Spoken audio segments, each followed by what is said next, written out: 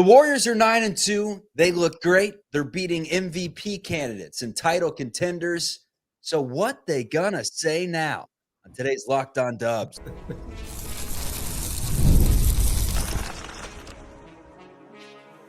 You are Locked On Warriors, your daily Golden State Warriors podcast. Part of the Locked On Podcast Network, your team every day. You know what that clapping means. It means our friend Dan Devone has his monthly commitment where he comes on the show, had to go through his agent, but we got the 4-time Emmy winner on the show today after being booed off the stage last time. But that's something for another day. This is Locked On Warriors, part of the Locked On Podcast Network, your team every day. Free and available wherever you get your audio podcasts. You can check us out on YouTube. We're brought to you by FanDuel. You can start the season with a big return on FanDuel. New customers can place a $5 bet. You'll get started with $150 in bonus bets if you win your first $5 bet. Visit FanDuel.com to get started. My name's Charlie Walter, formerly of 95.7 The Game. Dan Devone no, he's not at anything because he doesn't have a Twitter. He doesn't believe in that stuff. He's here right now, but worked with me at 95.7 The Game. We did the night show together. I also covered the team for CBS News Bay Area, which is KPIX. But I really wanted to have you on, man, because you texted me after the last show, and you said, damn, I may have been a little too harsh on the Golden State Warriors. This is, 3-4 games into the season when they're winning some games, even without Steph Curry. Here we are. Warriors are 9-2. They've beaten title contenders, and I'm not even going to call Dallas the title contender, but let's say OKC and Boston. They've taken down those two. So in the words of Steph Curry, what they going to say now? What is Dan Devone going to say now? I give you the opportunity to rectify your wrongs, to admit, Charlie, you know best. You are avuncular. You always wise me to the well. I just have to drink the water. I said the Warriors were going to surprise some people. You said Carnival acted best. I give you the floor to apologize. Well, I don't apologize to anybody. And secondly, I had no idea that our text messages were for public consumption, but so be it. Let's air out all the dirty laundry. Oh, that's the only dirty laundry we got, Dan. I stand, I wouldn't even say corrected, but I am pleasantly surprised. And let me just tell you that I'm like everybody else. I enjoy this version of the Warriors. This is fun. This is sort of like what it was back in the day. 2016 through that run, 2014 through that amazing dynastic run where you watch the Warriors and you can't wait to turn on the set because you have no idea what you're going to see next. Now, this is very, very different from anything we've seen in the past with Steve Kerr, where it was primarily much like any sort of dynasty runs over the last 10 to 20 years, started with the Boston Celtics and Kevin Garnett and Pierce and Ray Allen, that it's star-led, right? They did it with with Durant and company, and obviously with the Splash Brothers and Draymond Green. Now it's everybody. It's the kitchen sink. It's 13 cats that are getting into the mix. However, let me just throw this out there. As much as I enjoy this, and I'm on board, man, I'm drinking. I'm at the bar saying, fill me up with that Kool-Aid right to the very top. I do. And listen, if anybody out there can enlighten me, I am probably like a lot of the unwashed masses. I still have a level of concern that when it's not Steph, who is the number two? And it's something that we've talked about not only going into this season, but it's something that sort of surrounded the team over the last couple of years. The number two offensively, yes. I mean, I would say Jonathan Kuminga is probably your best shot consistently, or finding someone through a trade when that day comes. But defense does win championships, per the words of Ray Lewis. I know it's a completely different sport and a completely different millennium when he said it. But Draymond Green looking vintage and Andrew Wiggins looking like he did in 21-22, flying all over the place, using his length to affect the floor. Good basketball IQ from pretty much every defender on Golden State, not blowing assignments, not letting men beat them off the dribble to really get into the teeth of the help defense. That, to me, is why I think Golden State is going to be in the mix all season long. And I know Cleveland was ugly. Cleveland had firepower. Cleveland started off like 17-2, and there was really no run for the Warriors until it was way too late. But I think for the good majority of games this season, it's going to be Warriors beating the snot out of teams that are not nearly as good as them. 5 teams coming up right now, aside from maybe the Clippers, that I think Golden State should handle pretty easily. And then against these teams that are title contenders, I think they're going to be just like it was in Boston, just like it was in Dallas, just like it was down the stretch there in OKC. It's going to be a slugfest, man. I think they're tough. They're competitive. They have this edge we saw in 21-22. It's that what they going to say now edge. Steph feels a little bit slighted maybe. 43.5 was the win total entering this season. It's now at 51.5. That puts the team at, based on last year, would have put it about 4th in the West. However, they're, I think, 9th right now in terms of odds to win the NBA championship behind two teams that I'm a little questionable about. It's the Lakers and it's the Philadelphia 76ers. Why are people still not buying into this team, even though we see firsthand that they can compete against these high-level teams? Well, I think they are to a certain degree. By the way, did you take the 43.5, the over? Of course I did. And I told every single person on this program take it for days. Good call. Yeah, I think that it's starting to – you're beginning to see the groundswell, and especially at the network level, right? And I think the Boston Celtic game went a long way in terms of sort of illuminating what it is that's going on here with the Bay Area. And when they beat Boston and beat them the way they did, and then that road trip where they take on 3 of the best teams in the NBA and they go 4-1, including the win against Houston, which is not a bad team in any regard when you talk about the NBA West. So they're beginning to open eyes. And I think the defense is real. I think the depth is real. I think that the fact that they got, you could say that, oh yeah, Dan, for whatever reason, was throwing water on this team. And Just go back. Well, no, what I said is I do not want any free agents. I do not want to be beholden or have that ball and chain of a contract with one Paul George, a Lauri Markkanen, or any of the other coconuts that would be bannered about, including Kevin Durant.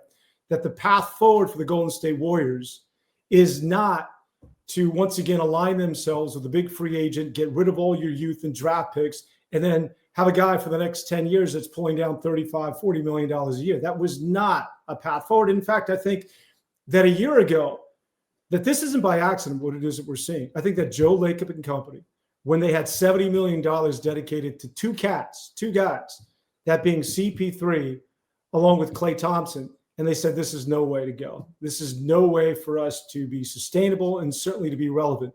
So what did they do? They took the $70 million and they dispersed it amongst these 13 guys. And I think that this has been done by intent. And I don't think that the Warriors are in the market, nor should they be, to find the next Giannis or to get that. A lot of people feel as though that this is a lot of players here who are on audition so that when it's the trade deadline, you can go get that big piece. So you don't feel that way? You think they're going to run with this? Oh, I wasn't a fan of that during the offseason. I didn't know it would look like this. I thought it'd be more of a transition. But hell yeah, I'm down with this. I can get behind this. Give me 5 Lindy Waters and GP2 and all of these guys who are buying in. That's the operative word, buying in and playing defense. And look, just stay with me here. The NBA and the landscape is changing, right? There are these new guardrails with a second apron that financially you just simply can't go out like you did 5, 6, 10 years ago and pay for LeBron, Bosh, and Wade. You can't get 3 stars. You'll go bankrupt. So this potentially could be a watershed moment where you're watching the Warriors now doing it a different way. And believe you me, if they have success, which I think they will, and maybe they don't get to the Western Conference Finals, but if they make a deep run, you're going to see a lot of other teams cut bait and say, look around this roster. Do we really need this much money to pay the Kawhi Leonards of the world, the Zion Williamsons, all these guys that they're anchored to, and that there's a different way. Now, it's a lot easier said than done in terms of finding 12 guys that have the length and the athleticism and getting younger. But I do think that this could be the road going forward as far as winning and a new template in the NBA. So it's the no I in team Warriors. That's where we're not going to call it the strength in numbers because we've already had that. This is the no I in team Warriors. There is an I in Warriors, not an I in team. And they're looking to really make history with the way they're playing this season. Draymond Green looking to, I don't know if it would be history. I don't know if he would be the oldest player to win an NBA Defensive Player of the Year award, but I would like my chances without looking up the research. You can correct me if you know the answer off the top of your head. But we're going to talk about that coming up on Locked On Warriors. Draymond and his defensive prowess. With Robinhood Gold, you don't need a silver spoon to eat up the financial favors of the 1%. Robinhood Gold allows others to get the rates and perks usually reserved for the high society. Now the resourceful individual with Robinhood Gold can earn the very liberal rate of 4.25% APY on uninvested cash and be rewarded with a handsome 3% retirement boost on IRA account contributions. Robinhood Gold provides the privileges of a high net worth for any net worth. These generous benefits are now available for only $5 a month. Yippee. The new gold standard is here with Robinhood Gold. Sign up at robinhood.com/gold. Terms apply. For product-specific disclosures, visit robinhood.com/gold. Investing does involve risk. Rates may change. Gold membership is offered by Robinhood Gold, LLC. Draymond Green, man. He was absolutely possessed in that game against the Dallas Mavericks. And I know there was a emotion tied to it. I know he said he wanted to run through Klay Thompson's chest. Instead, he just ran through everyone's chest and was slapping balls off the backboard, was leading fast breaks. I mean, Draymond Green, pat on the back to him. That's one of the best defensive performances I've seen from him in how long, man? I mean, that was vintage. That had second round playoff intensity. Game 7, second round, semifinal playoff intensity. It really did. And we're in the second week of November. And that's when Draymond does Draymond type things. And Draymond can still dominate under the defense. His block on Gafford at the end of the game. You know, it's funny. So as much as we talk about how different this Warrior team is, playing 13 guys, Steve Kerr's never done this before, this new look. What is the saying? As much as you change, things still look the same? Because at the end of the game, it's still 2 guys. Like, as much as you have all these moving parts, when it comes to, as Magic Johnson once said, winning time, it's about Draymond on the defensive end and Steph Curry taking you across the finish line. So, yeah, it looks very different, but it's still about those 2 guys at the end of the day. How do you feel the Warriors are going to do when they have the lineups that requires Kevon Looney and Trace Jackson Davis down the stretch? Because I think we know that Kuminga at the 4, Wiggins at the 3, and Draymond at the 5 is pretty effective. The question is going to become when they have to tailor their style to bigger teams. Well, isn't that what they've always done? I mean, aside from the Jaja Pachulia, and I know you had Bogut for a little bit, but this has always been a smaller team. And so when we talk about, well, how are you going to match up with the bigs? Well, I mean, you know, been there, done that. Like, it wasn't Boston a couple of years ago when they won their title, a lot bigger than that of the Golden State Warriors and all the teams that they had to face. I mean, this is who they have been. I do think that, you know, should Cleveland continue on this trajectory, and shout out Kenny Atkinson and a hell of a job he's done over there, that those are 2 bigs that are scary because of the athleticism. That, you know, you can focus on Wembanyama as much as you want, but Evan Mobley can get out and run. He can shoot a 3, and then he's not afraid of playing in the paint and rim protecting and using a body to get to where it is that he wants to be. A guy like that can be problematic. But the Zubats is, you know, listen, you spread Zubat out on the defensive end, you got to take him off the floor, right? If you go small, who's Zubats going to guard? But Evan Mobley is someone that can extend, that could be a problem. And him and Allen, that's probably the best balanced team in terms of an inside-out presence, what Cleveland is able to do. But in terms of the Warriors and how they're going to match up with bigs, I mean, come on, man. We've been dealing with this for more than 10 years. I think we sometimes forget how good Kevon Looney is at just providing relief in his role. Like, before the season, it was Peyton and it was Looney and it was Wiggins. Quite frankly, those 3 champions, may I add you, from 21-22, they were disrespected. Everyone was acting like Wiggins' value was about a bag of potato chips.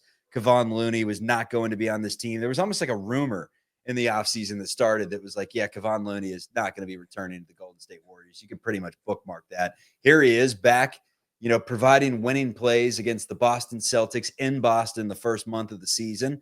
And then Gary Payton II even providing a spark 7-8 minutes per game off the bench, has played some valuable minutes in the first or second stanza of games, but obviously has not really been in closing lineups, but could be moving forward with his defensive abilities. But did you see Kevon Looney still having a role this season, entering the season, or are you kind of stunned by how well he's been playing in the early stages?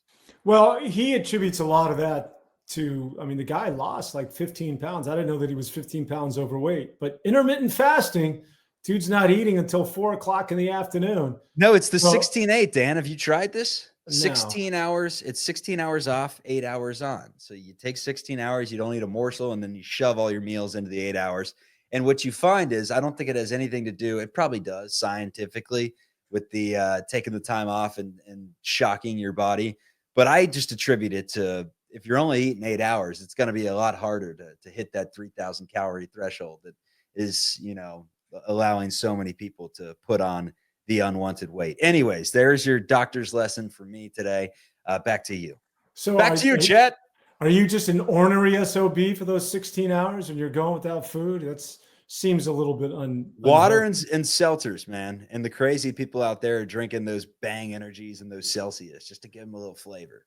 But yeah, I guess that's the loony diet, man. And he said he was going to have he was going to have a diet of 3-pointers this year, and we haven't seen him shoot any. Man, they don't give these jobs to anybody. What a segue! Did you see that, fans?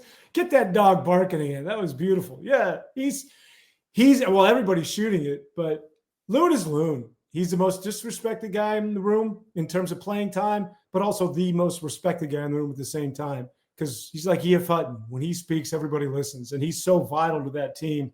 He's so unassuming. Sit him down, play him. He didn't give a rip. You're not going to hear from him.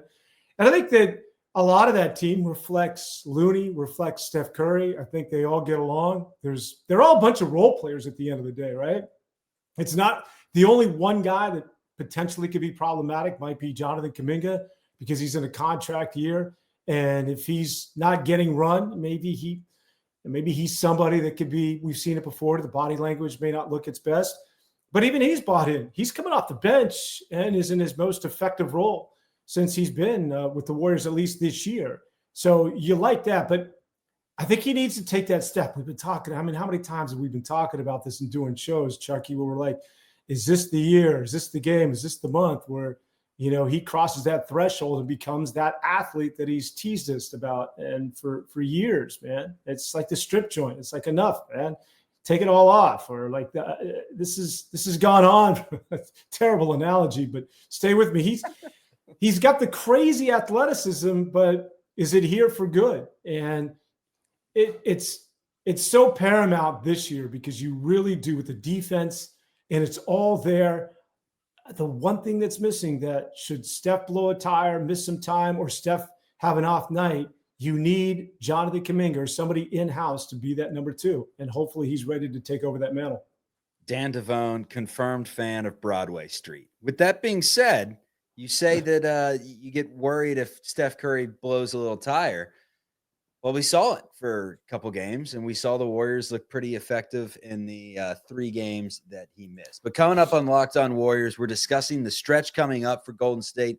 There's no reason to think that this team can't start off 14-2 on the season, entering a stretch taking on Oklahoma City and Phoenix. But overall, long-term picture, what is this team ceiling now? We're asking, to some, a hater in Dan Devone. No, someone that keeps it real, and the big kahuna is going to keep it real coming up, letting us know what the Warriors' ceiling is on Locked On Warriors. First, let's tell you about our friends over at FanDuel. It's America's #1 sportsbook. Get ready to tackle the NFL action with America's #1 sportsbook, because right now, new customers can bet $5. You'll get $150 in bonus bets if you win.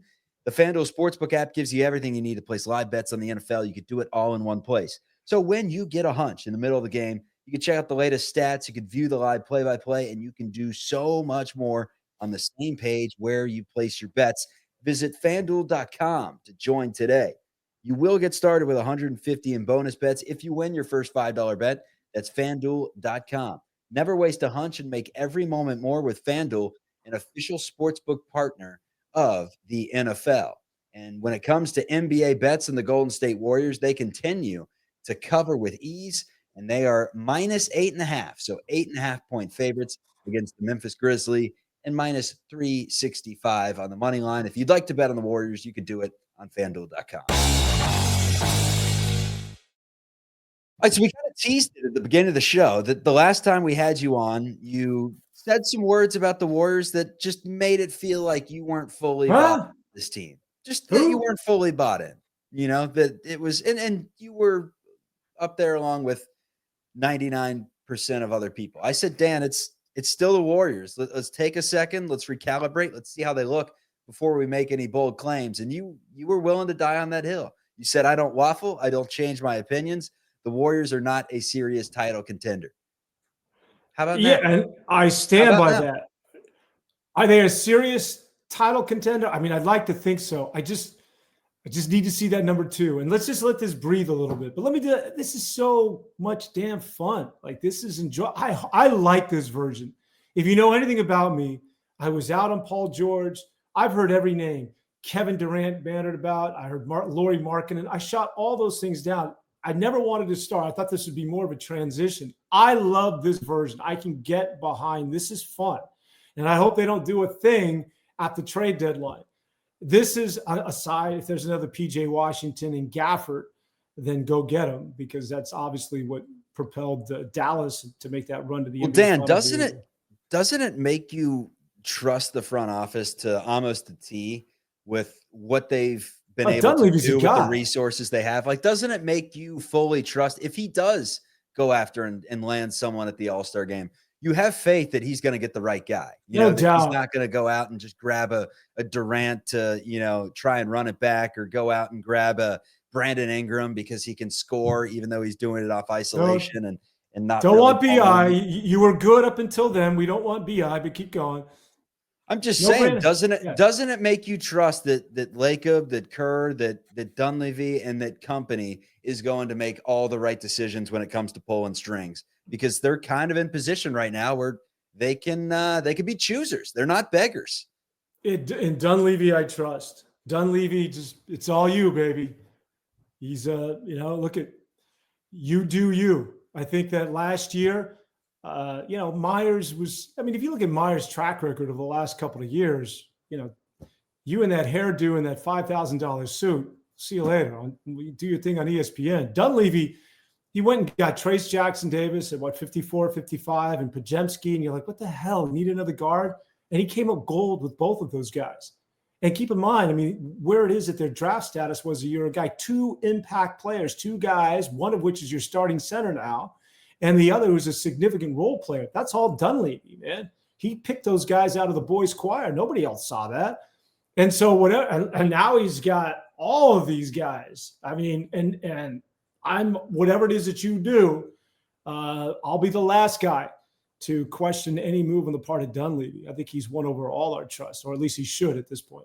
So if you're not worried about the Warriors' size and you're worried about their ability to maybe guard a big like a Mobley that has guards like Garland and Mitchell around them. Basically, when a team has too much poison, you can't pick between it, and they're just going to kill you. And a team like the Cavs right now are better set up for success than the Warriors. I think that's probably the case at the early stages in the season. But if it's not the bigs that scares you most overall, and this team isn't turning over the basketball, and they've been pretty efficiently shooting it upwards of 40% from 3, and they play incredible defense, why is this team below the Sixers and below the Lakers per the models on winning an NBA championship? I'm just trying to figure out, aside from the second star and all this BS narrative that, is just because we haven't necessarily seen it before, why are we in this position where we're not talking about this team being a better threat?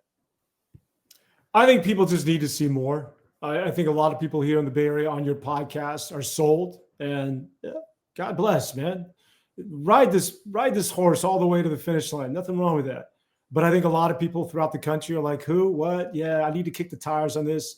Get back to me in a month or two. Usually they say after 20 games into the season, you really begin to see the personality of a team. So I just think, look, get the hell with, it's almost like dealing with Brock Purdy noise. Like, why would anybody care? The outside noise. Like, who cares what, the stiffs at ESPN or Fox Sports are saying? Warrior fans, you know what's up. And this is real stuff, I think, at this point. And it's going to take a while, to garner that national respect again. I do want to go. Can we revisit the Dallas game for a moment? Yeah, of course. Not sure what's on the old rundown there. But I felt that Dallas game. You want to see my rundown? Never mind. I don't have one. Go ahead. Thank you. Maybe it's on the inside. It looks like you caught both ends of a double header. Maybe it's on the inside, the lid of your cap there. I think that's what that rundown is. I was telling you before the show, and I want to hear if anyone else in the comments ever deals with this. The midday nap. I was exhausted. I decided to take a 3-hour nap, and I woke up and I can't talk. I can't walk. My body hurts. Like, who the hell can take naps? It hurts, man. When you wake up, I'm more tired. Well, the worst is, have you ever done this when you're doing an early show, when you're doing local news or you're doing sportscast? And I would do a 6 o'clock show. I'd go home and I would take like a quick power nap. My house wasn't very far from the station. And then you wake up and you're like, holy crap, I slept through the 11 o'clock show. It's like the worst feeling of panic. Like you wake up and it's like 6:45. You're like, oh my God, it's 6:45 in the morning. I missed the show. But you did that before? No, I'm just saying, like, you wake up and you get in this moment of panic. Yeah. The power nap's never a good thing, man. No, never. Dude, you're 14 years old. What the hell are you napping in the middle of the day for? You're fine. I'm tired, man. I'm tired. I eat too many lipids. Well, here's the thing. When it comes to the Warriors and your man Steph Curry and the raw emotion, which I want to talk about, because you don't see that. To me, and everybody's danced around this. You know, I've been out of the city, but I got to do a show on 95.7 The Game coming up here, and I'm talking about the Warriors. But I listened to 95.7, and everybody sort of like has not necessarily have sort of circled around it, and maybe you feel the same way. Make no bones about it. That was an FU Klay moment. That was Steph saying, "This is where I live. I built this damn thing, and this is about me."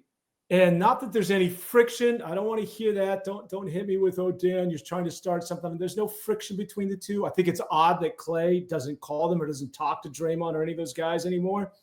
But rest assured, that raw emotion was Steph letting Klay know, letting you know, letting the rest of the world know that, yeah, have fun tonight, but you're now ops. You're on the enemy side. You're on that bench. So, Klay, you and your captain's hat, get the hell out of town because I just spanked you once again. Now, I might be, going a little overboard, but rest assured that was the impetus of that emotion that you saw the other day. You're not going overboard. You're just factually incorrect when you say once again, because it's the first time that he had the chance to spank Klay. But we may be saying that same exact sentiment after he takes him down later on the season. But yeah, man, in terms of taking out a team late in the contest. Yeah. By the way, you know what, man? Enjoy this, because I was thinking about this in the plane ride. I'm going to miss that cat when this is over. Like, this is so special. And sometimes we need to be slapped in the face. Like Nicolas Cage and Cher back in Moonlighting. This predates you. Snap out of it. That's what you need to do, because this is so special what this cat's doing, man. The way this guy shoots you into games and wins games and drives this thing home, like it's going to come to an end. I'm going to miss him, and then the Joker at some point is going to get old and then just shoot me in the face. Yeah, the thing with sports is, like, I saw so many fans in the crowd when they panned away to these one shots, because I was watching the home team broadcast, and there were people just in tears. And when you think about it, with Klay Thompson and Steph Curry, and specifically, Steph, like, sports give you a time perspective, right? Because I'm sure there are kids that are going into college now that remember as 5-6 years old, this is all they know. That's all they know is Klay and Steph. There are dads at this game that are like, holy crap, I used to come here with my son when he was 3 years old. And now, he's trying to buy beer. It's just like that's what sports is. It puts time into perspective, because once you get older, it goes so quickly. And to see what Steph is doing, 3 years is going to fly by. So you enjoy every single game that he has, and you make it appointment television. It has been, man. It has been appointment TV every time he stepped on the floor this year in these high-level profile national TV games. I don't care if it's November or not. People say basketball doesn't start until Christmas. Basketball has started in the Bay Area, no doubt. Oh, with that Dallas game, that was nuts. That delivered on every single level. But it wasn't only Dallas. What he did against OKC, what he did against Boston. I mean, he's so amazing, so damn amazing. And I just think a lot of people don't take him for granted, but just recognize that all of this is fleeting, and you got to relish everything that this cat is doing because it's not going to last forever, unfortunately. The night thing, by the way, man, that is the sickest. That's like a wrestling signature finishing move, man. That's like the RKO. That's like so sweet. It only works if it's accurate, right? Because as soon as they blow one where he gives the he hasn't yet. And that's what I'm saying. But he always puts himself in great position to where he's never going to blow it, right? Goes up 9 with 50 seconds left or whatever. And you're like, all right, the night's out. It's over. He did it 4-point game, 26 seconds to go. A little dicey, but that's when you know he was in his feels. When he got in that one, he found the camera, found the jib camera right in front of him, the off-the-shoulder camera, and pointed right into it. And there was a look in his eye.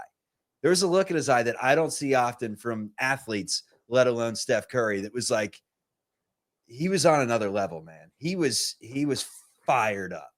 Yeah, and I told you exactly what the motivation was, and it was his former. This is my city. Yeah, and I think a lot of it was he heard enough of Klay. And Klay Thompson, man, I'll tell you what. I don't know if anybody's talked about that hard foul on Moody, and he stepped over Moody. Like Klay Thompson's he's a competitor too. I think Klay Thompson got caught up in the moment. He wasn't going to cry or anything, but he was there for one reason, and that was to beat the crap off the Warriors. And if he could have it his way, he would have never said a word to Draymond and or Steph or any of the Golden State Warriors. I feel as though, and I could be wrong, that there's a lot of acrimony between him and the Warriors, and I think that there's collateral damage that Steph and Draymond got caught in that. And I think there's a reason why he's with Dallas and not LA. Look at LA is where he's from, right? His old man's part of the team, essentially.